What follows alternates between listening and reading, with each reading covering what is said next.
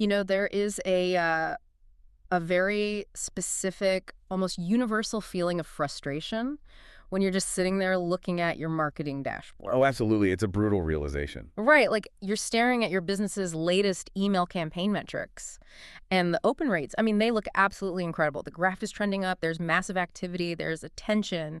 You feel like you've won. Exactly. You're thinking, wow, people are really tuned in today. But then, and this is the worst part, your eyes drift over to the next column.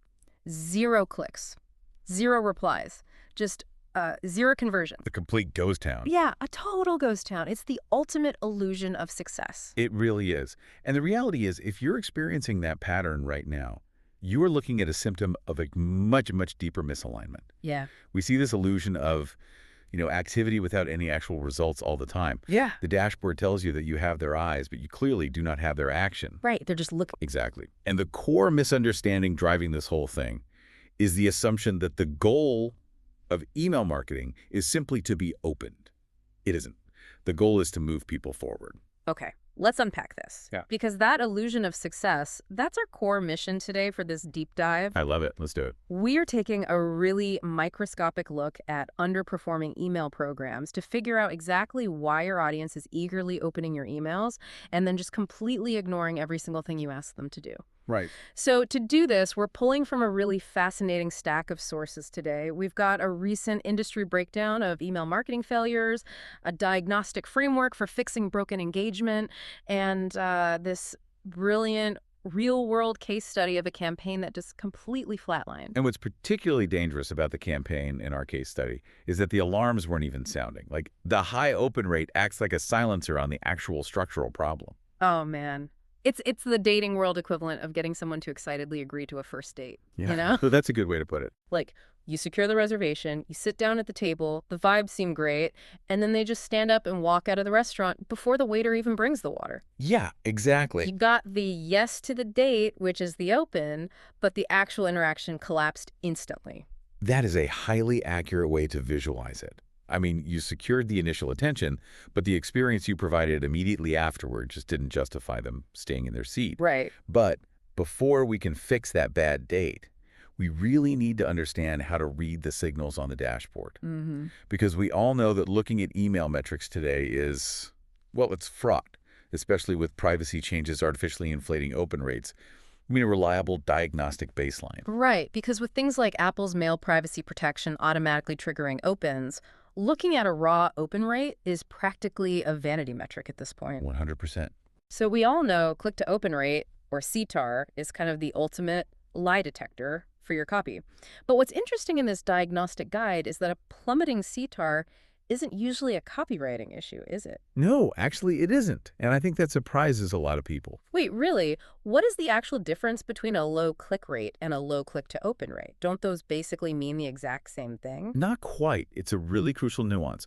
A low click rate just means very few people are clicking overall out of your whole list. Okay.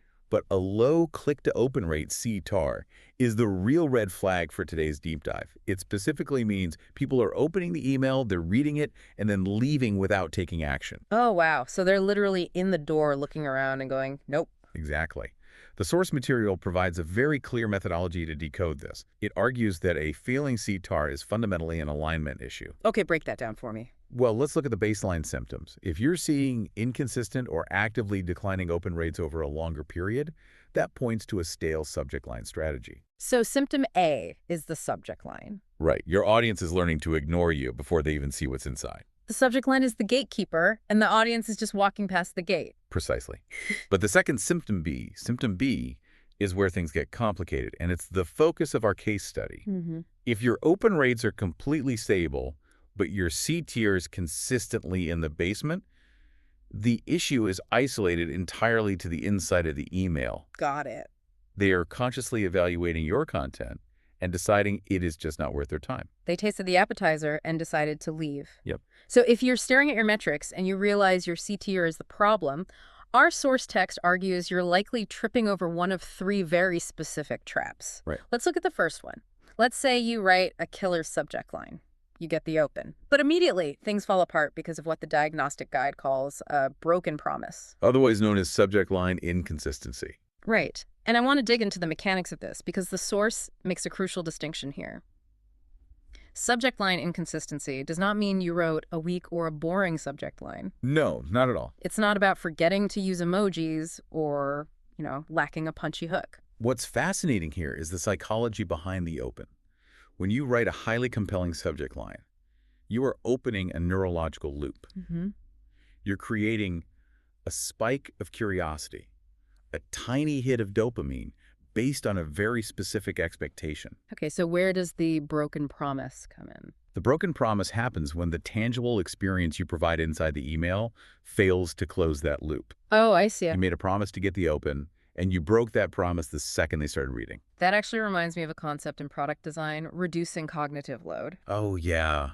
How so? Well, if your subject line makes my brain think about apples and your email body immediately starts talking about oranges, my brain has to do extra work to figure out why I am here. And usually a busy professional isn't going to do that work. They'll just delete the email instead. Cognitive load is the exact right framework for this. Trust is the currency of the inbox. Yeah. When you use a bait and switch tactic, even if it's completely unintentional, you're forcing the reader to burn mental energy, and you're spending that trust. So you're losing them before you even make your pitch. Right.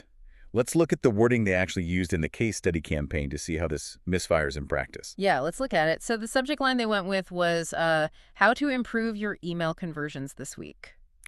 I mean, on the surface, that is an incredibly solid subject line. I would absolutely open that. Right. But here is the problem. It sets up an expectation for an action movie, and the email delivers a 3-hour documentary on the history of watching paint dry. That is painfully accurate.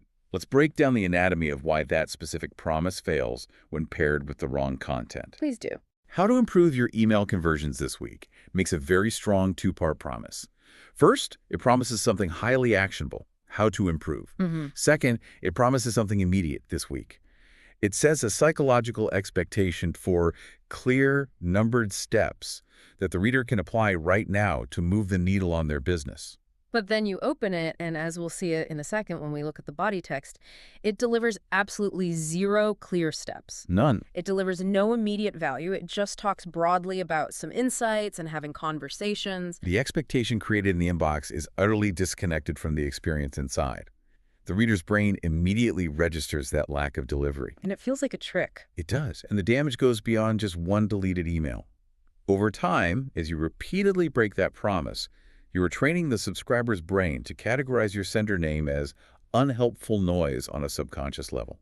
Wow. They stop clicking because they know the payoff isn't there. So you've cleared the first hurdle, you got them to open, only to trip over the second hurdle because your content didn't match the hook. Exactly. But let's say you actually align those two things. The promise matches the delivery. You can still completely flatline if you fall into the second issue highlighted in our source material. Right, the passive trap. Yeah, which involves the actual mechanics of the call to action, or CTA. Yeah. Let's listen to how they actually phrase the body of this case study campaign. Yes, listen closely to the tone and the pacing of this text. Okay, here's what they sent. Hi, First Name. Over the past few weeks, we've been having conversations with different business owners about their marketing performance, and one thing that keeps coming up is how difficult it is to get consistent results from email. A lot of the time, emails are being opened, but they are not necessarily leading to clicks or conversions. There are a number of reasons this can happen. So far, so generic. Right. It goes on. We recently put together some insights around this based on what we've been seeing, along with a few general things to keep in mind if you're trying to improve your campaigns. You can take a look at it here. Here's the ask. And it finishes. If email marketing is something you're currently working on, this might be useful to go through. Let me know your thoughts once you've had a chance to read it. Okay, let's analyze the structural flaws in that approach. Okay, I'll be honest. My instinct is to actually defend this text a little bit. Really? Why is that? Well, it feels like a nice, polite note from a colleague. It's conversational. I mean, in a world where every marketer is screaming buy now and limited time offer, isn't a soft relationship-building approach better than being super pushy? I hear what you're saying, and it's a trap a lot of very well-meaning businesses fall into. They confuse being polite with being passive. Ah. Politeness is fine, but politeness cannot replace purpose. Let's dismantle why this approach actually fails the reader on a functional level. Okay, lay it on me. This message spends its entire word count building context, but it utterly fails to build urgency or necessity. It's all wind up and no pitch. Exactly. Look Okay. at the actual action they're asking the user to take. You can take a look at it here. That is the definition of a passive request. Yeah, it really is. It does not tell the reader what specific, tangible value they will gain by clicking. It creates zero urgency. And crucially, it doesn't position the click as an important step to solving a problem. Right. It basically communicates to a busy professional, if you have some free time, maybe click this or don't. It really doesn't matter. Add decision fatigue into the mix, and, if you tell a busy person they don't have to do something, their brain will happily take the easiest out, which is just archiving the email. Precisely. They have other things to do. Even the follow-up sentence. If email marketing is something you're currently working on, this might be useful. It's just so timid. It lacks conviction. If you don't believe your content is essential, your reader certainly won't. And to compound the problem, look at the relevance factor. The content says they've been having conversations with business owners. That is far too broad. It doesn't address where these specific owners are struggling, what stage of the journey they're in, or why this insight matters right this very second to the person reading the email. Yeah, if you try to speak to everyone's generic problems, you end up speaking to absolutely no one's specific pain. Exactly. So if you're looking at your dashboard right now, look at your last 3 campaigns. Did you write an aggressive, hyper-promising subject line just to get the open and then fall back into polite, passive corporate speak in the body? A lot of people do. Because that is exactly what caused this case study to tank. So how do we fix this without having to rewrite an entire marketing strategy from scratch? Well, the diagnostic framework addresses this beautifully. The solution is rigorous focus. You need to anchor the email on one clear idea. Just one. Just one. Do not try to cover multiple topics or share general insights. Focus on one specific problem your audience has and use the email to guide them to one specific solution. So clarity over complexity. Always. You need to tell them exactly what the problem is, why it's costing them time or money, and clearly state that clicking the link is the only logical next step to solve it. One problem, one solution, one clear direction. That makes the cognitive load practically zero. Which is exactly what you want. Okay, so let's say you fix that. You write a brilliant, honest subject line that aligns with the content. You write a body that is hyper-focused on one problem, and you have a strong, commanding call to action. You're good to go, right? Yeah. The campaign is going to crush it. Not necessarily. Oh, come on. What else could go wrong? You can still completely fail if you ignore the context of the delivery. This brings us to the final major issue the source identifies, an unoptimized send strategy. The broadcasting blunder. Exactly. This is about the mechanics of how, when, and to whom the email is delivered. Right, because context dictates how a message is received. Let's look at the background of our failing case study. Let's do it. The source notes that this specific email was sent as a weekly broadcast to the entire list. I mean, everyone. Which is a huge mistake. New subscribers who just opted in yesterday, existing clients who've been paying them for years, and cold leads who haven't engaged in 6 months, they all got the exact same message at the exact same time. And that assumption is the fatal flaw of the broadcast model. Sending the exact same broadcast email to a 5-year loyal customer and a brand new lead is like a doctor prescribing the exact same medication without looking at the patient's chart. Oh, that's a perfect analogy. Right. The medication, your email copy might be high quality, but if you don't diagnose the specific pain point first, you're committing marketing malpractice. It just feels completely out of place. It does. What is happening behind the scenes is that the sender is incorrectly assuming that everyone on their list has the exact same level of awareness about the brand. Which they don't. Right. They're assuming the same level of intent to buy or learn and the same timing relevance. Yeah. A warm lead who just downloaded a pricing guide needs a very different conversation than a cold subscriber who hasn't opened an email since last year. But wait, I have to push back on the logistics of this. Okay, go ahead. Segmenting audiences by behavior sounds amazing in theory, but for a small marketing team or, a single founder trying to run a business, isn't that a logistical nightmare? It can definitely feel like one. How do you actually do that without writing 15 different versions of the same newsletter every single week? That is a recipe for instant burnout. It is a very valid concern, and it's exactly why so many teams default to the broadcast model. It's just easier. Exactly. But the key insight from the framework is that you do not need to create entirely different ground-up campaigns for every single segment. Right. really.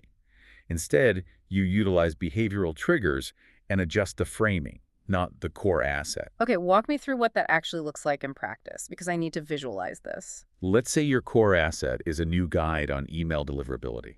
Instead of writing 15 completely different emails, you write one core body explaining the value of the guide. Okay, tracking so far. But you group your audience by their recent behavior. So new subscribers, recently active folks, and inactive contacts. Mm-hmm.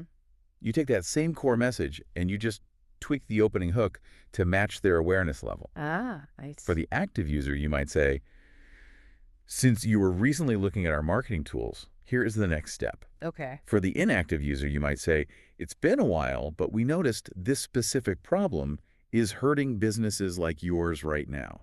So the core of the email stays the same, the solution stays the same, but the wrapper changes based on who you're handing it to. Exactly. You're just acknowledging their specific context. You acknowledge their reality. And when it comes to the timing of that delivery, the highest engagement doesn't come from sending on a fixed schedule like, every Tuesday at 10 a.m. Right. It comes when timing is tied to user behavior. So sending it when they're actually active. Yes. You send the message shortly after they take a specific action, like clicking a previous link or showing interest in a specific category on your site. That is when they are actively thinking about the problem you solve. Behavior over the calendar. That shifts the entire paradigm of how you set up a campaign. It really does. So what does this all mean for you, the person listening, trying to figure out why your audience is ghosting you? Yeah. Let's tie it all together. We've walked through the broken promises in the subject line, Mhm. the passive traps in the body copy, and the broadcasting blunders of sending everything to everyone. If we synthesize the master prescription from all of these sources, it comes down to a fundamental shift in perspective. Mm. Fixing an underperforming email program is almost never about doing more marketing.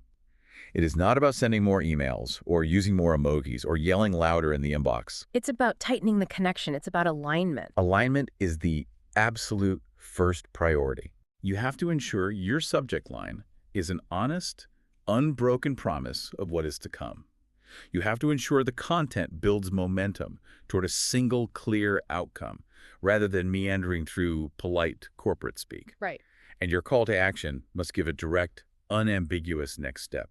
Because as the diagnostic framework states so clearly, most campaigns do not fail at getting attention. They fail at creating direction. They fail at creating direction. That is the exact phrase to write on a Post-it note and stick to your monitor right now. It really is the golden rule.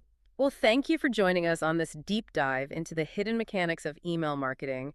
I really hope you feel equipped to look at your dashboard differently tomorrow, and more importantly, to turn those hollow ghost town metrics into actual movement and real results.